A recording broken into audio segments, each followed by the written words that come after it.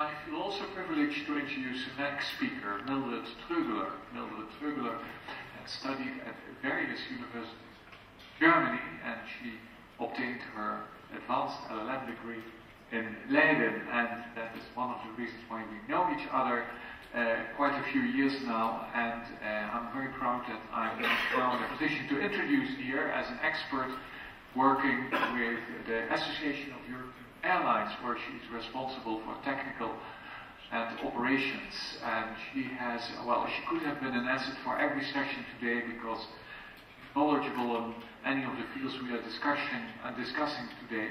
But she will focus her presentation this afternoon on passenger protection in the context of airline bankruptcy, and she will sketch policy options on how to deal with that in the future. Mildred, the floor is yours.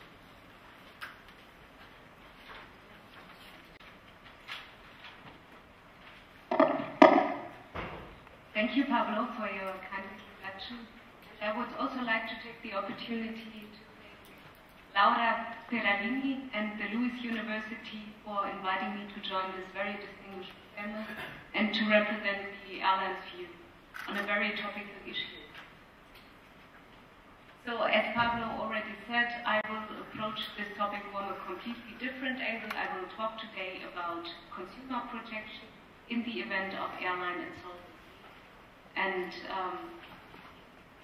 at the moment, there are some ongoing debates at the EU level of how to deal with this topic, and I try to present what we think about this policy option and what would be the ideal way forward in our views.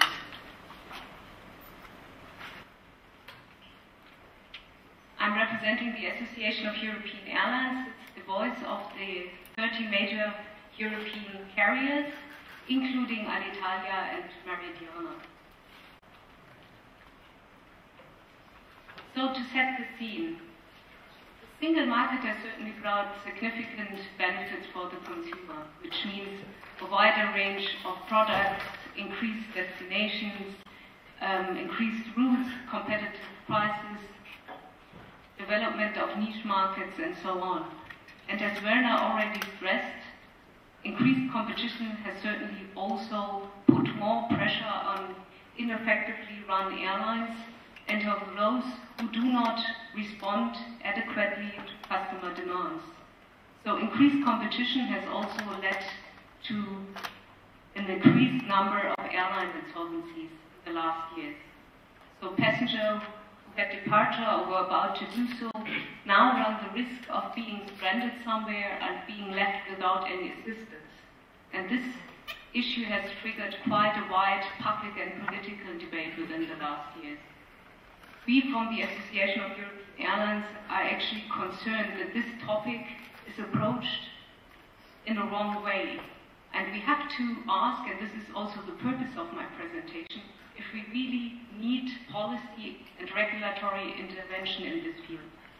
And I would like to stress one aspect, and this was also reflected in the recently published communication of the European Commission in March last year, that the percentage of disrupted and stranded passengers is marginal and is so low that even the Commission stated very clearly in their communication that existing measures have been deemed fit for purpose.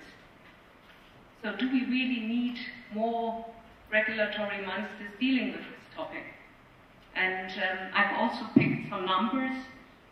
So this slide shows that an estimated total of 1.4 to 2.2 million passengers were impacted by airline insolvency between 2000 and 2010. For the period between 2011 to 2020, it is expected that some 0.07% of all flight-only passengers will be affected by airline insolvency. So there is no question about the frustration, the anger, the possible financial implication that stranded passengers are facing. But we have to put things into perspective. And one might wonder if this low overall percentage of stranded passengers justifies actually a policy and regulatory intervention. And to that, we also have to keep in mind that bankruptcy, they do not occur overnight. They're usually preceded by a wide range media coverage, so that most of the passengers are informed at the time when they are buying a ticket that a certain airline runs the risk of becoming insolvent. I would also argue that there is already an adequate level of protection available to the passenger, and that we more have to see how we can make efficient use of the existing measures instead of creating new ones. Just to name a few, I think the most effective and important instrument is certainly self-insurance. Everybody has the chance to insure him or herself for the cost of that can occur in case an airline becomes insolvent. And we find it difficult to accept that the passenger who is nowadays able to access the internet, to consult travel agents, in order to make a well-informed decision about a certain journey or a certain airline, at the same time is not capable of choosing whether to insure him or herself or not, and therefore need to be protected through other means. In addition to that, there exists also the so-called package travel directive. So if a flight is purchased as part of a package, the organizer actually has to either refund the stranded passenger or have to make alternative flight arrangements and provide interim assistance if a contracted airline becomes insolvent. There exists also Regulation 1008/2008, which deals with the licensing of European air carriers and requires member states to take action should they not be satisfied with the capital adequacy of an airline carrier, of an airline license. We have also the so-called scheduled airline failure insurance, and this permits flight-only passengers in some states, for instance the UK and Ireland, to insure against some cost of airline insolvency. And this is a commercial scheme that is available on an individual basis and that covers the cost of rerouting if a passenger is stranded, or a refund of original ticket cost where a passenger cannot recover it. Finally, assistance has been provided also in the past by other airlines, which have agreed to offer a so-called rescue fare at a nominal charge. AA, among other airline associations, have advised the Commission that they are willing to assist in rerouting passengers by making available existing spare capacity or even adding additional ones when insolvency occurs. And in a number of recent airline insolvencies, this has been proven quite effective in assisting stranded passengers. We have also the so-called IATA billing and settlement plan, and this allows that payments for tickets purchased via an IATA-accredited travel agent are held within a so-called central payment mechanism before being passed to the airlines. This is done more or less on a monthly basis. So if during that period the member airline becomes insolvent, IATA may refund on a voluntary basis those payments who have not yet been passed to the airline.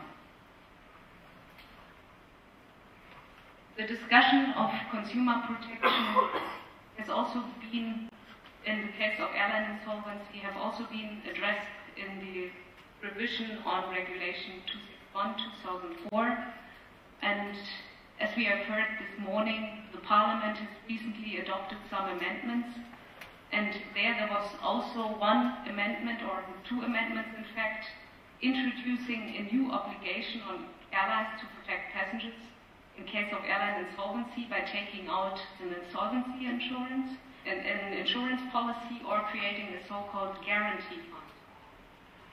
According to a new introduced Article 5C, passengers who have not yet started their journey are now entitled to a reimbursement, and stranded passengers are entitled to reimbursement, return to the point of departure, and assistance and care according to the regulation. Furthermore, Article 5b has been amended and now obliges the airlines to put in place a detailed procedure which allows them to comply with effective and consistent way with the regulation 261/2000. The Council will take a position on this on the 5th of June. We are actually quite concerned about the idea of introducing the so-called guarantee fund, because we think that the negative effects stemming from such an introduction of the fund would largely outweigh the benefits. First of all, it would lead to distortion of competition. And one might wonder whether it's fair that financially viable airlines would be picking up the tab of less viable ones. We also think that it would actually reward bad management, as inefficient airlines will be encouraged to remain in the same situation.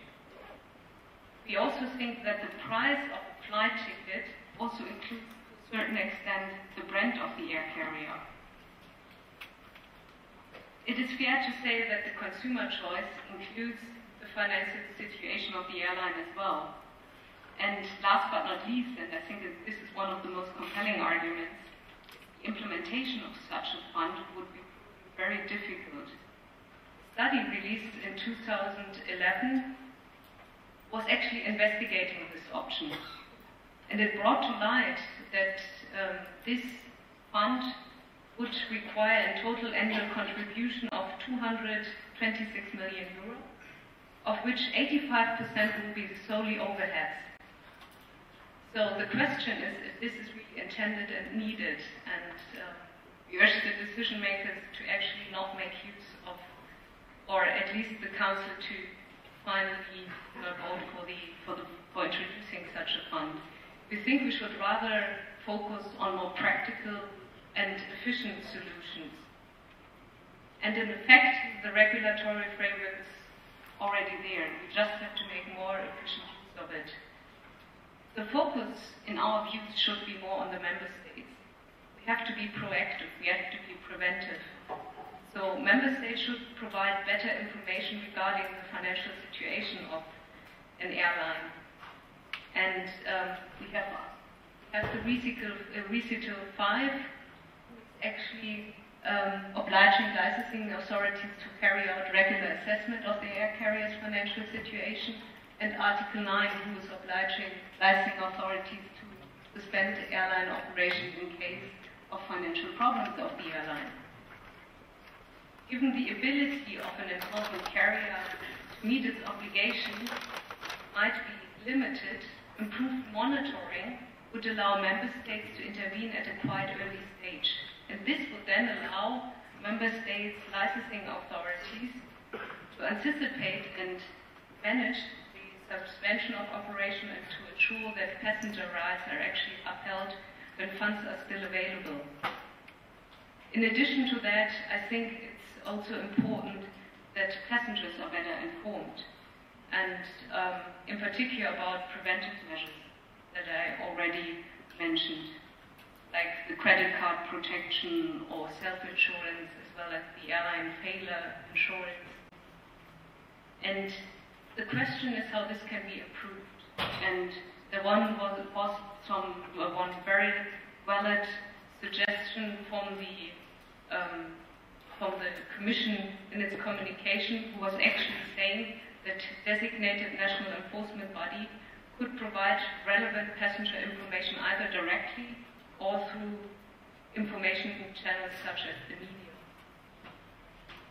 And we agree with this Commission finding that the way forward is certainly more proactive engagement by the national regulatory authorities, and we think that this would significantly improve the situation of the passengers. Thank you.